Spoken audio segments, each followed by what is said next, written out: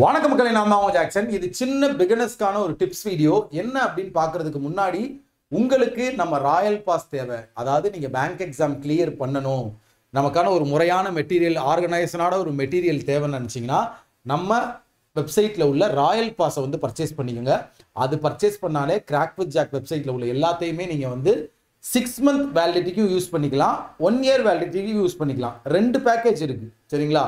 So நீங்கள் 2 பேக்கேஜுக்குமே CWJ 55 அப்படின்ற coupon கோடை யூஸ் பண்ணீங்கன்னா 55% ப்ரைஸ் குறைஞ்சிரும். அப்படியே நீங்கள் பர்ச்சேஸ் பண்ணிக்கலாம். தயவு செய்து யூஸ் பண்ணிக்கோங்க. நம்ம பிகினர்ஸ்க்கான ஒர்த்தான பேக்கேஜ் இது, சரிங்களா? ஸோ இந்த வீடியோ முக்கியமாக எதுக்கு அப்படின்னு பார்த்தீங்கன்னா வந்து சில பிகினர்ஸ் பார்த்தீங்கன்னா இன்னமுமே பார்த்தீங்கன்னா வந்து ஃபஸ்ட்டு ரீசனிங் முடிச்சுட்டு படித்து முடிச்சுட்டு அடுத்ததாக தான் ஆப்டி தொடங்குறாங்க, அடுத்ததாக தான் பார்த்தீங்கன்னா வந்து இங்கிலீஷ் தொடங்குறாங்க. ஸோ தயவு செய்து இதை பண்ணாதீங்க மக்களே. நான் எத்தனை தடவை தான் உங்களுக்கு சொல்றது, அட் எ டைம்லையுமே நம்ம வந்து எல்லா செக்ஷனையுமே படிக்கணும். ரீசனிங் முடிச்சுட்டு நல்லா பக்காவாக முடிச்சுட்டு நல்லா ஸ்பீடை வர வச்சுட்டு தான் ஆப்டி நான் தொடுவேன், அப்புறம் தான் இங்கிலீஷ் தொடுவேன்னா அது வேலைக்கே ஆகாது. கண்டிப்பாக நம்ம பாஸ் பண்ணுறதுக்கான டைம் தான் வேஸ்ட்டாக போகும்.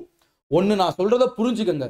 ரீசனிங் வந்து ஒரு வாத்தியார் உங்களுக்கு டீச் பண்ணும்போதே புரிகிற மாதிரி இருக்கும். உங்களால் ஒரு 50லேருந்து 100 கொஸ்டின் கொடுத்தாலுமே நீங்கள் ஏதோ சால்வ் பண்ணுவீங்க. பட் ஆப்டி அப்படி கிடையாது. சொல்லி கொடுக்கும் போது புரியாது. நீங்கள் திரும்ப திரும்ப கிளாஸஸ் பார்த்து தான் ஆகணும்.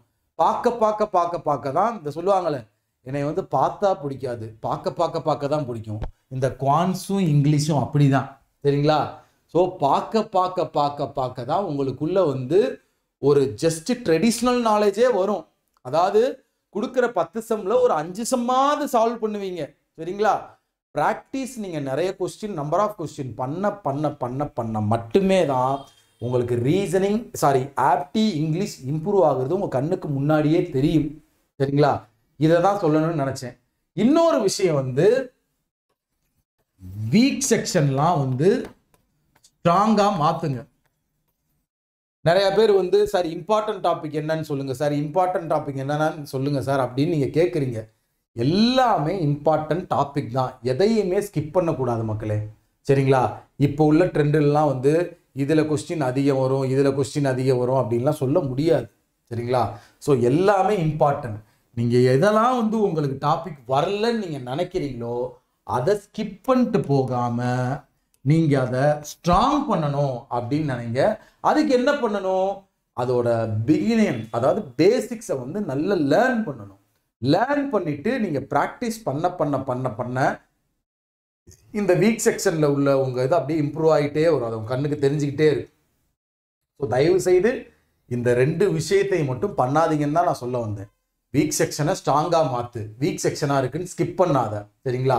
அதே மாதிரி ரீசனிங், ஆப்டி, இங்கிலீஷ் டெய்லியுமே டச் பண்ணியிருக்கணும். கரண்ட் அஃபேர்ஸ் டெய்லியுமே 4மே டச் பண்ணணும்.